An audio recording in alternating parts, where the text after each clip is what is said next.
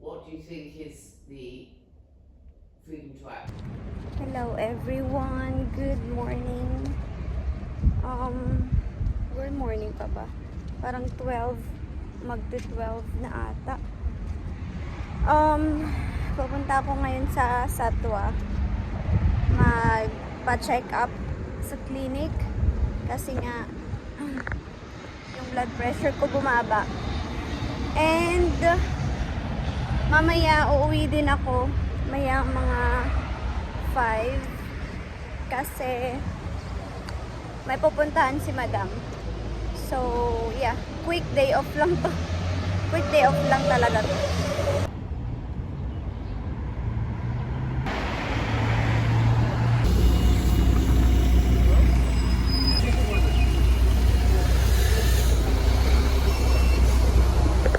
Morning.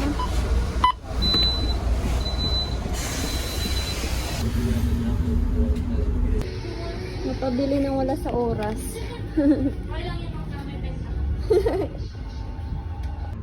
Dito na tayo sa clinic.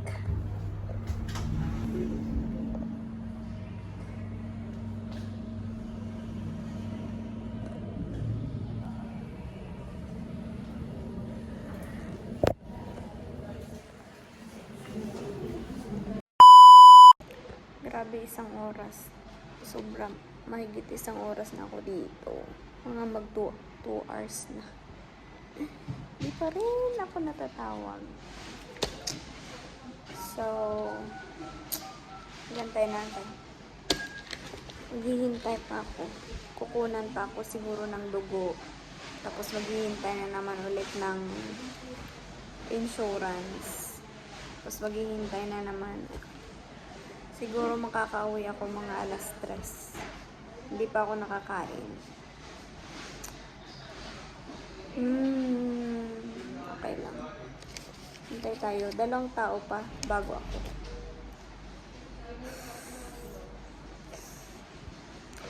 Okay.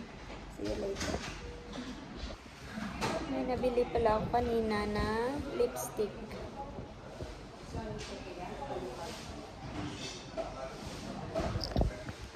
Glossy lipstick siya. Ay.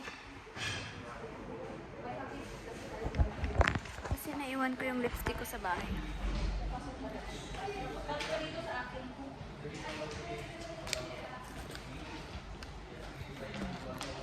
Super glossy naman ito. So, wina-wipe ko lang siya para makuha talaga yung glossy niya.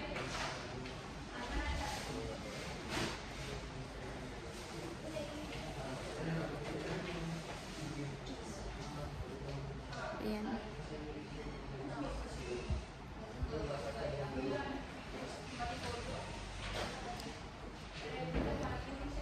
Kasi naiwan ko yung lipstick ko sa bahay.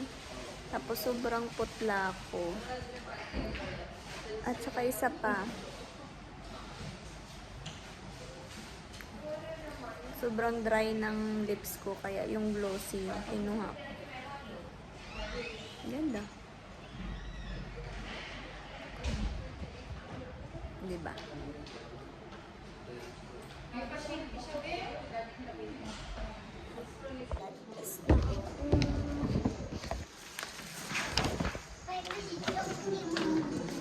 Yung blood test ko. Ayan. Papunta na ako sa bahay. Sakit. Uwi na akong bahay. Grabe, parang uulan na ewan. Nakasakit. Daming kinuhang tubo. Sa wakas. Grabe yung lakad ko. Nahihilo ako. Uwi na akong bahay.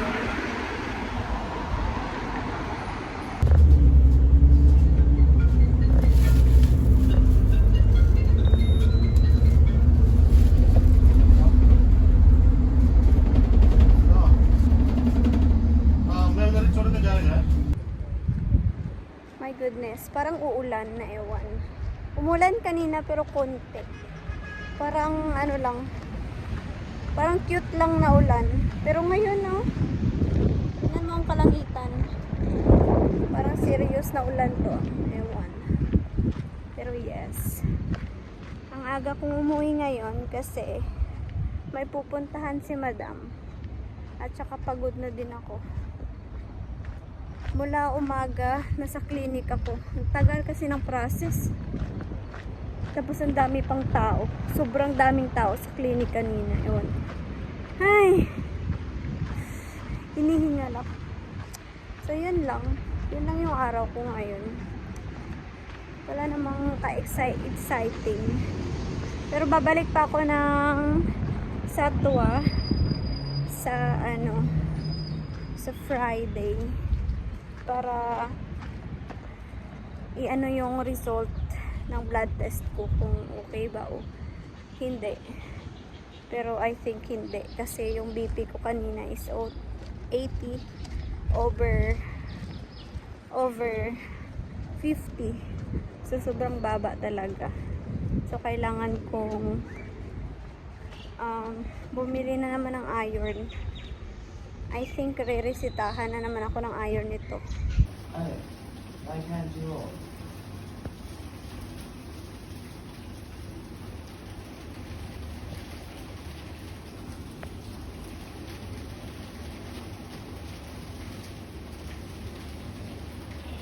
Hi, I'm not going to do that. Look at that.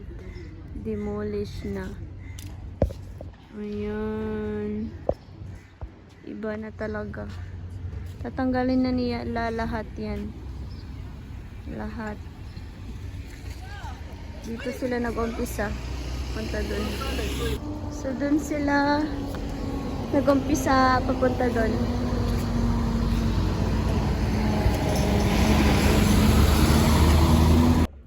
I just feel knackered. Yes.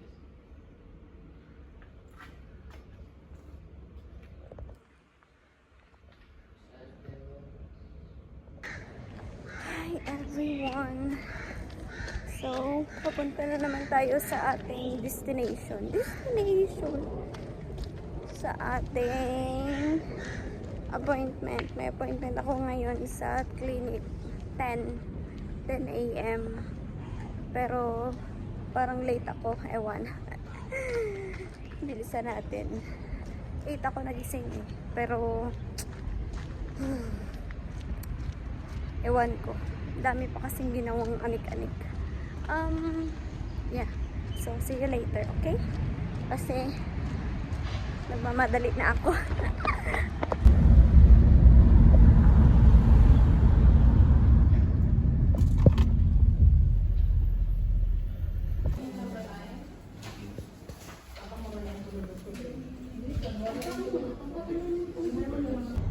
So, done. Ano nangyayari? I'm done. Punta tayo ng pharmacy. Ay, grabe ang pagkataba, oh.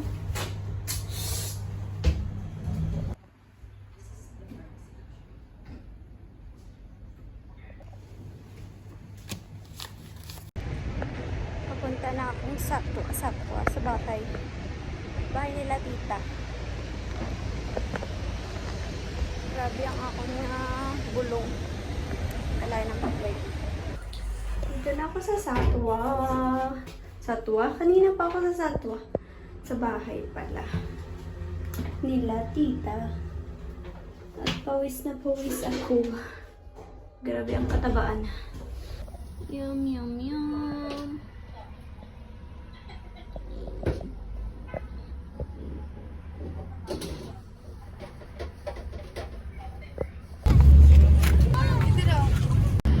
Grabe yung binili ko. Ang dami.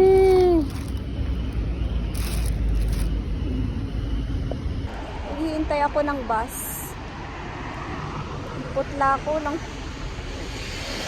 So, dito na ako naghintay. Kasi bumili ako dyan sa Pinoy Mart ng Milo. Kasi dyan yung legit na Milo. Kaya... dito na lang ako sa bus na to. Bus stop.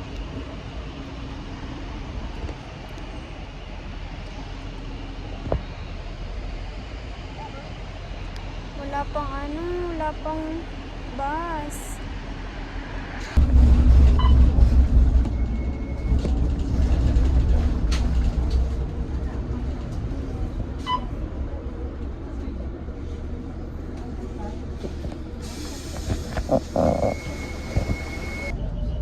Pauwi na ako. 6 na. 6:33. 6:33 na ng gabi. And I'm going home. So, yeah. See you later sa bahay.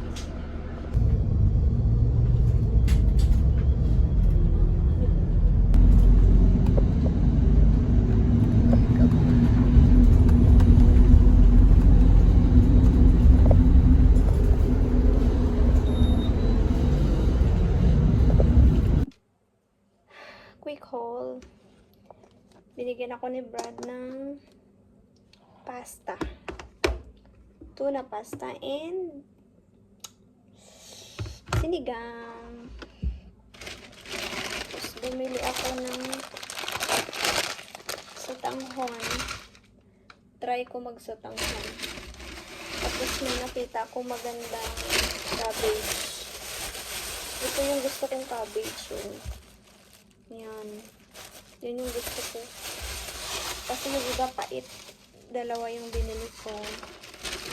Tapos, bumili din ako ng bread for breakfast. Hindi na ako bumili ng bread sa dun sa basta sa bakery.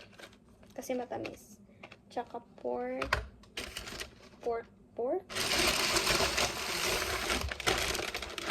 Bumili ako ng movie.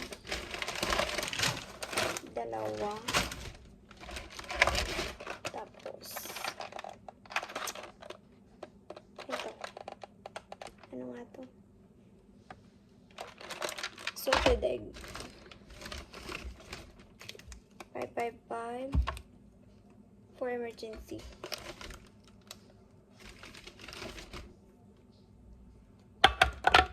Dalawang Milo. Kasi yung iba, nagtataasan ng mga bilihin. So, nag-secure ako ng dalawang Milo. At saka dumplings. Bumili din ako. Kasi minsan, hindi ako kumakain sa gabi. So, dumplings na lang. At saka ito. Bumili ako ng gochujang. Yan lang. As in, bumili pa pala ako ng pork. Tapos, pinakat ko ng small cubes. So, ito lang for 150. Who? Who, madam? I'm gonna ring sisters. Yeah, just ring them and complain. Yeah. Yeah.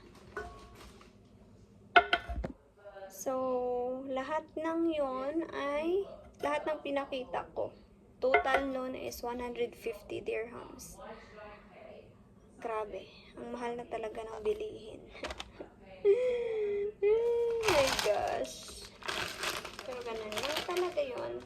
Mag-last naman to ng a month lahat. Well, ang Milo, hindi ko alam kung mag-last yan ng 1 month. Bumili lang ako ng sardinas para for emergency lang, diba? Hindi natin alam kung anong mangyayari sa kalibutan. Mangyayari sa mundo. Ngayon. So, at least, meron na akong something dyan na pwedeng kunin pag syempre nagugutom. Tapos meron din ako, nakabili na ako ng aking rice. So 10 kilos of rice bumili din ako. So that's very good. Very good. Good job. Ka-OA. So yun lang. May mga ibang supplies pa po dito sa sa pantry ko. Meron pa akong mga noodles. Noodles talaga. Yung hindi talaga mapapanis. Alam mo yan, hindi agad-agad mapapanis. So, meron pa ako dito. So, yan lang. Yun lang talaga. So, may nadaanan ako kanina. Namimigay nito. Ito ata yung pang-iftar nila. Ah, okay. So, may dalawang biscuit. Tapos, may dates. May wipes. At saka water. Okay. So, ito yung unang kinakain ng mga Muslim. Bago sila kumain ng heavy meal. So, ito. Okay. Yan lang. Grabe, kahit Pilipino, kahit hindi Muslim, binibigyan nila. They are so generous. Yung iba may juice, yung ibang binibigay may biryani, you know. So, yun lang. Yun lang ang araw ko ngayon. So, chill lang ang araw natin ngayon. And, wait, sandali. May papakita ako sa inyo. Kanina pala, narisitahan ako ng maraming gamot. This one. This is for 6 months. And more. So, yun lang. Bye! Good morning, everyone. Look behind me. Diba yan? Pangit-pangit na ng ano nila. Kahapon wala pa yan. Nag-walk pa kami kahapon dito. Ng umaga. Yes. Pero ng hapon wala. Miras pa rin pala ito. Brookfield Properties. Miras Brookfield Properties. So yan, nilagyan na nila niyan. Pero dito wala pa hanggang dulo. Before, dun sa kabila, yung mga ganito, nilalagyan nila ng name ng mga restaurant, kung anong restaurant ang pwede dyan. Pero siguro ngayon, wala pa. Miras muna nakalagay.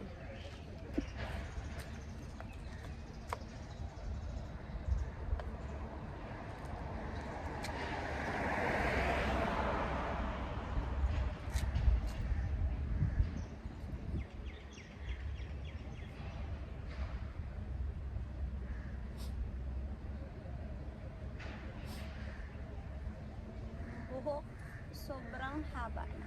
Just wait, bebe. Just wait.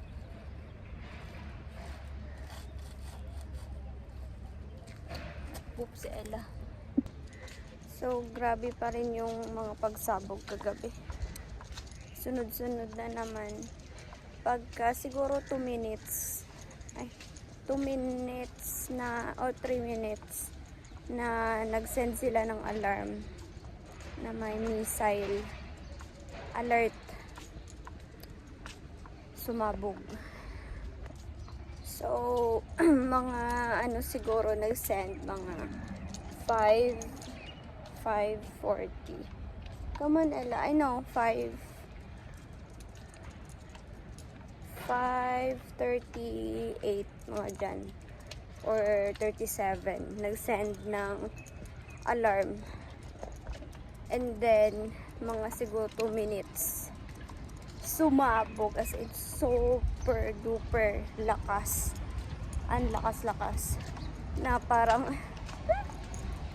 yung bahay namin gumanon. Siguro malapit to dito. Ewan ko kung saan yun. Hindi ako nakaano ng balita ng umaga, ngayong umaga. Kasi medyo masama yung gising ko. Medyo masama yung gising ko. Ay nako. Ano nangyayari sa buhay na hindi natin inaasahan. Pero ganun talaga ang buhay. Patuloy lang tayo mga besh. Diba be? May nakita akong aso. Cute. Mas cute pa rin naman si Ella. Maldita lang. Come on, Ella. Ewan ko. Naiinis talaga ako. Naiinis ako sa mga taong nagkasala na nga. Nagkasala na nga. Tapos, hindi pa marunong mag-sorry. Ikaw yung ginawa ng kasalanan, ikaw pa yung magsusorry. Pero, wala naman yun. Dapat naman talaga mag-sorry kahit hindi mo kasalanan, di ba?